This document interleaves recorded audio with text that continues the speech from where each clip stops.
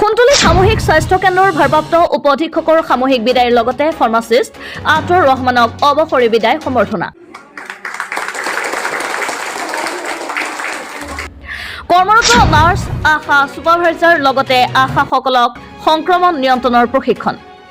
আজি কামৰূপ জিলাৰ খুনতলী সামূহিক স্বাস্থ্য কেন্দ্ৰৰ ভাৰপ্ৰাপ্ত উপ অধীক্ষক ডাক্তৰ কুৰবান আলী আহমেদক সাময়িক বিদায় সভাখনৰ লগতে ফাৰ্মাচিষ্ট আতৰুৰ ৰহমানক চাকৰি জীৱনৰ পৰা অৱসৰ গ্ৰহণ কৰাত স্বাস্থ্য কেন্দ্ৰৰ তৰফৰ পৰা আনুষ্ঠানিকভাৱে বিদায় সম্বৰ্ধনা অনুষ্ঠানৰ আয়োজন কৰে। স্বাস্থ্য কেন্দ্ৰৰ সভাকক্ষত খুনতলী উচ্চতৰ মাধ্যমিক বিদ্যালয়ৰ সহশিক্ষক আবু শহীদুল ইছলামৰ পুৰোহিতত অনুষ্ঠিত হয় বিদায় সভা। জানিব পৰা মতে ভাৰপ্ৰাপ্ত উপ অধীক্ষক ডাক্তৰ কুৰবান আলী আহমেদৰ ৰেডিঅলজি বিভাগৰ উচ্চ শিক্ষা লোৱাৰ উদ্দেশ্যে যোৰহাট চিকিৎসা মহাবিদ্যালয়লৈ যোৱাৰ প্ৰস্তুতি সম্পূৰ্ণ কৰিছে। সেই উপলক্ষে আজি তেখেতক স্বাস্থ্য কেন্দ্ৰৰ তৰফৰ পৰা সামূহিকভাৱে বিদায় সম্বৰ্ধনা জনোৱা হয়। ইয়াৰ লগতে এক সহজ সৰল ব্যক্তিত্বৰ অধিকাৰী ফাৰ্মাচিষ্ট আতৰুৰ ৰহমানে সুদীৰ্ঘ 20 বছৰ কাল খুনতলী সামূহিক স্বাস্থ্য কেন্দ্ৰত চাকৰি সূত্ৰে নিজৰ কৰ্তব্য আৰু দায়িত্ব নিষ্ঠাৰে পালন কৰি আজি চৰকাৰী নিয়ম অনুসৰি অৱসৰ গ্ৰহণ কৰে। আজি অৱসৰৰ দিনছোৱাত স্বাস্থ্য কেন্দ্ৰৰ প্ৰতিজন কৰ্মৰত চিকিৎসক, নাৰ্ছ, কৰ্মচাৰীয়ে বিগত দিনবোৰত আতৰুৰ ৰহমানৰ লগত অতিবাহিত কৰা কৰ্মময় সময়বোৰ স্মৰণ কৰি আৱেগিক হৈ পৰে। সভাৰ জৰিয়তে ফুলাম গামোচা, ছাতি, শৰাই, জাপি, মানপত্ৰ, টুপি, ৰুমাল, হাদিছৰ কিতাপৰ লগতে এখন লাখুটিৰে বিদায় সম্বৰ্ধনা জনোৱা দেখা যায়। লগতে পৰিয়ালৰ সৈতে তেখেতৰ শাৰীৰিক সুস্বাস্থ্য কামনা কৰি আনুষ্ঠানিকভাৱে বিদায় সভাখন জনায়। ইয়াৰ উপৰিও একেটা দিনতেই বিদায় সভাৰ প্ৰাক্ষণত স্বাস্থ্য কেন্দ্ৰত কৰ্মৰত নাৰ্ছ, আশা ছুপাৰভাইজাৰ আৰু আশাসকলক শিশুসকলৰ বেজী দিয়াৰ ফলত হোৱা সংক্ৰমণৰ লগতে সন্তান প্ৰসৱকালীন মাতৃৰ ক্ষেত্ৰত হ'বলগীয়া সংক্ৰমণ প্ৰতিৰোধ কৰাৰ প্ৰশিক্ষণ দিয়া হয়।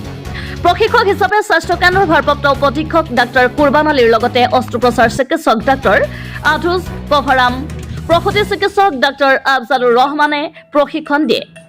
প্ৰশিক্ষণত সংক্ৰমণ নিয়ন্ত্ৰণৰ মুখ্য উপায় হাত ধোৱাৰ কথা উল্লেখ কৰি বাকীসমূহ কাৰণ বিতংকৈ আলোচনা কৰে।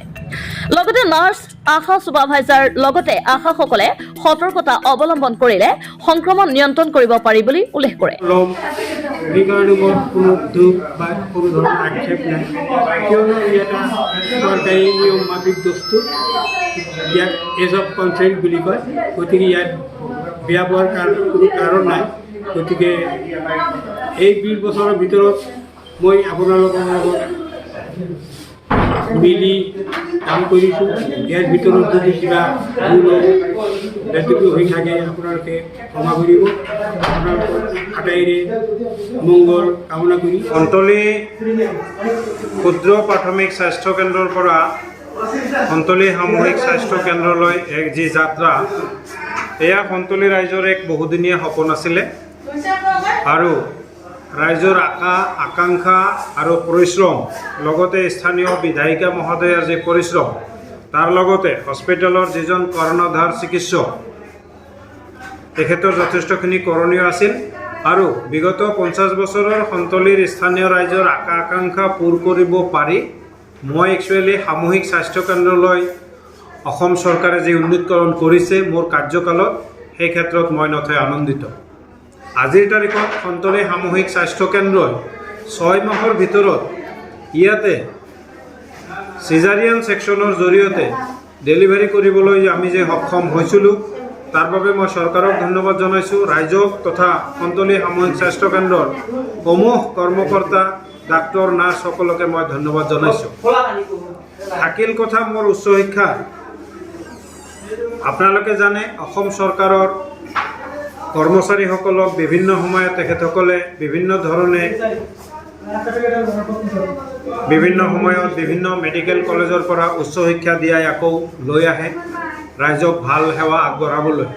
তেনে এক স্বাৰ্থত, তেনে এক প্ৰক্ৰিয়াৰ মাজেৰে গৈ ময়ো এইবেলি যোৰহাট চিকিৎসা মহাবিদ্যালয়ত ৰেডিঅ'লজি বিভাগত 2 বছৰীয়া ডিপ্ল'মা পাঠ্যক্ৰমৰ বাবে চিলেকশ্যন হৈছোঁ আৰু ইতিমধ্যে মোৰ এডমিশ্যন প্ৰক্ৰিয়া শেষ হৈ গৈছে। তেনে ক্ষেত্ৰত ইন ছাৰ্ভিচ কোটাত মোৰ চাকৰি ইয়াতেই থাকিব। মই 2 বছৰৰ কাৰণে যোৰহাট চিকিৎসা মহাবিদ্যালয়ত উচ্চ শিক্ষাৰ কাৰণে যাম বুলি আশা পালিছোঁ আৰু এই চেগতে মই খুনতলী বৃহত্তৰ অঞ্চলৰ ৰাইজ তথা হস্পিটেলৰ কৰ্মচাৰীক মই এটা কথাই ক'ম, খুনতলী হস্পিটেলৰ মান, মৰ্যাদা আৰু স্বাস্থ্য সেৱাৰ যি পৰম্পৰা, ঊৰ্ধ্বগতিত যোৱাৰ যি প্ৰচেষ্টা এয়া যাতে তেখেতসকলে ঠিকেই ৰাখে, তেখেতসকলক মই উপদেশ দিম আৰু ৰাইজৰ সহায় সহযোগিতা সাংবাদিক বন্ধুসকলৰ লগতে সকলোৰে সহায় সহযোগিতা মই কামনা কৰিম। এইখন হস্পিটেল আগন্তুক দিনত যাতে ইয়াতকৈ আৰু ভাল ফল প্ৰদৰ্শন কৰিব পাৰে। কুন্তলীৰ পৰা আবুল হাছেমৰ ৰিপৰ্ট, আছাম লোকেল নিউজ।